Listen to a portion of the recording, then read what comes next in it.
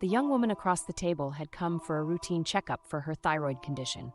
She was taking thyroid medicine, thyroxine, regularly, and her hormone levels were in order.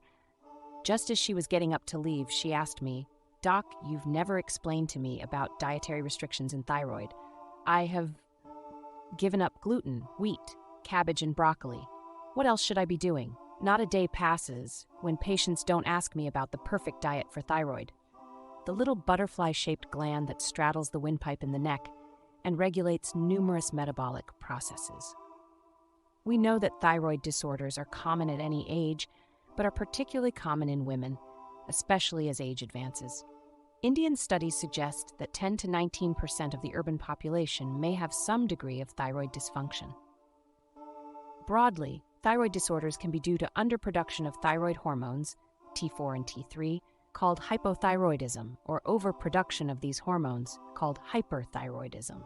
Hypothyroidism is more common than hyperthyroidism and often presents with nonspecific symptoms like lethargy, weight gain, dry skin and hair, swelling, constipation, menstrual disorders, and infertility, among others. Symptoms of hyperthyroidism include palpitations, trembling, weight loss, anxiety, and an inability to tolerate heat. Both hypo and hyperthyroidism are usually autoimmune in origin. In general, thyroid disorders are not lifestyle disorders. There is no specific diet recommended for thyroid disease. Beliefs and claims about diets for thyroid abound, fueled by the social media. Of course, a nutritious, balanced diet is recommended for good health, and that includes thyroid disorders too. Let's look at some of these claims related to diets and thyroid. Iodine is an essential element of thyroid hormones. Iodine deficiency, which was quite common in the past, has largely disappeared in India since the universal fortification of common salt with iodine.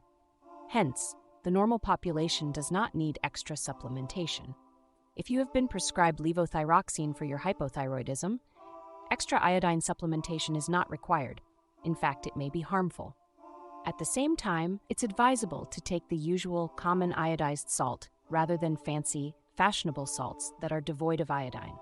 However, if you have hyperthyroidism, excess iodine is not recommended, so avoid taking extra salt. Selenium is an important element which acts as an antioxidant in the thyroid gland and a facilitator of thyroid hormone synthesis.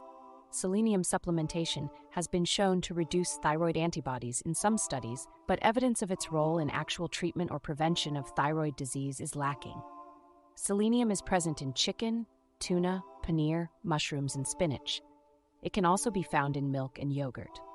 Over-the-counter supplementation of selenium is not required if you have a normal, balanced diet.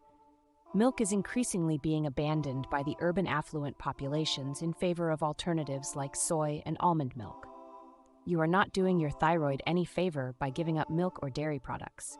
On the contrary, milk alternatives are generally low in iodine content.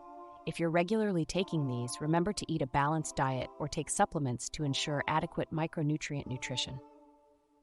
Cruciferous vegetables. Despite common belief, cabbages, broccoli, Brussels sprouts, and cauliflowers, cruciferous vegetables, do not cause hypothyroidism or aggravate it. They do have goitrogens, substances that can produce thyroid enlargement, but these substances are generally lost during cooking, and in any case, have hardly any impact if iodine supplies are adequate. There is no need to give up these vegetables if you have hypothyroidism. Gluten. It is a popular misconception that gluten, wheat, rye, barley should be avoided by hypothyroid patients since it aggravates autoimmunity.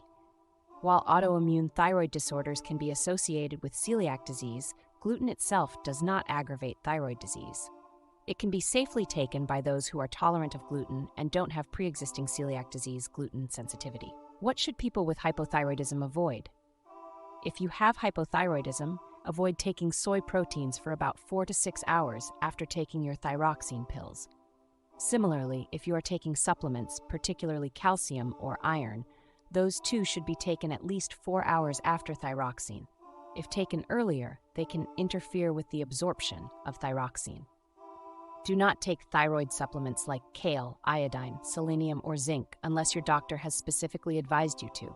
In general, avoid sugar and saturated fat-rich food, which is harmful for us anyway. A healthy, balanced diet is most important to keep us healthy. And of course, don't forget the basics. Take your thyroxine pill first thing in the morning on an empty stomach with water and nothing for the next 45 minutes. Your bed tea will have to wait. Going back to the lady with hypothyroidism, it took some time to convince her that she had been misled. She is now back to enjoying all her favorite food, and her thyroid function remains as steady as a rock.